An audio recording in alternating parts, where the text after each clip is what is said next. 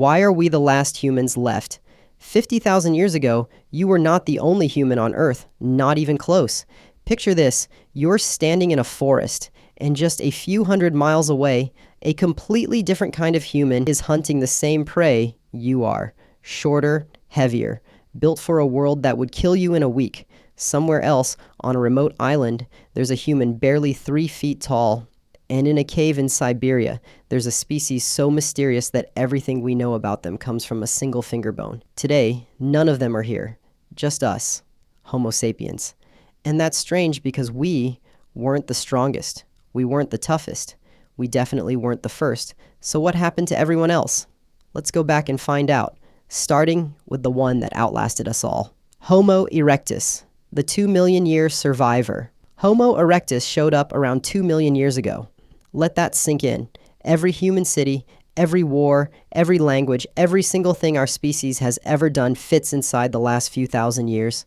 Homo erectus was here for 2 million. They were the first humans to look human. Long legs, short arms, a body built to walk and run across open ground. They were the first to leave Africa, spreading into lands they'd never evolved for, and somehow figuring it out anyway. Their tools barely changed for hundreds of thousands of years, not because they weren't smart, but because what they built simply worked. But their final chapter was on a shrinking island in Indonesia, cut off, no new territory, no way out. The forests closed in, the prey disappeared, and after outlasting nearly everything the planet could throw at them, they quietly vanished around 110,000 years ago. Neanderthals, the species we got completely wrong. You've probably heard Neanderthals were dumb cavemen. Forget that, it's wrong. And the evidence keeps proving it more wrong every year. They were built like tanks, thick bones, powerful arms, a wide chest made for a brutal climate. Their brains were, on average, bigger than ours. They hunted animals that could kill them in one wrong move, controlled fire, made advanced tools, and there's real evidence they buried their dead with care. They survived across Europe and Asia for over 300,000 years. Then, around 45,000 years ago, we showed up. For a few thousand years, we lived side by side, and yes, we had children together, but we also competed for the same food, the same land. We lived in bigger, more connected groups. They didn't. When things got hard, we could lean on distant allies. They couldn't. By 40,000 years ago, they were gone.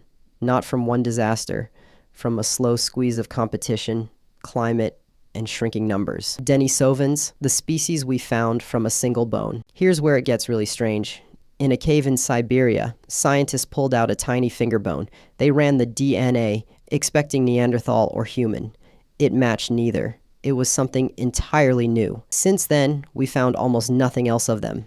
A few teeth, part of a jawbone, and yet their DNA is everywhere. Some populations in Melanesia carry up to 6% Denisovan ancestry. Tibetans inherited a Denisovan gene that lets them breathe easy at altitudes that would leave most humans gasping. A species we can barely find in the ground is still keeping people alive on mountaintops today.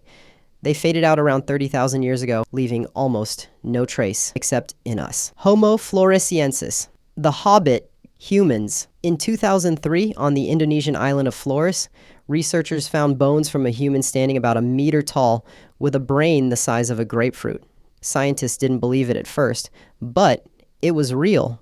A completely separate species, nicknamed the Hobbit. They lived alongside Komodo dragons and dwarf elephants, shaped by thousands of years of island isolation, where big animals shrink and small ones grow. Their fossils date to around 60,000 to 100,000 years ago, right around the time modern humans were arriving in the region. We don't know exactly what happened. On a small island, you don't need a catastrophe to disappear. You just need bad luck and no room to run. So why are we the ones still here? It's tempting to say intelligence, but that falls apart fast. Neanderthals were smart. Denisovans survived extreme environments. Homo erectus outlasted us by a factor of 10. Floresiensis survived on a scrap of land most of us couldn't last a month on. What may have actually saved us is something harder to see. Connection. We didn't just live in groups. We built networks. Ideas, tools, and knowledge moved between distant communities. When one group faced disaster, What they'd learned didn't disappear with them. It had already spread. When the climate turned hostile, we weren't locked into one strategy or one patch of land. We could adapt because we weren't alone. But even that's not the whole story. Luck mattered. Geography mattered. Being in the right place with enough people at the right moment, that mattered too. We weren't destined to be the last one standing. We just happened to be. These weren't lesser humans or rough drafts of us. They were their own kind of human, each surviving the world in their own way. Homo erectus lasted almost 2 million years and still disappeared. Neanderthals endured ice ages for hundreds of thousands of years and still vanished. Denisovans left behind almost nothing, and yet their DNA is still inside people alive right now. For most of human history, we were just one branch of a much bigger family tree. Now, we're the only branch left.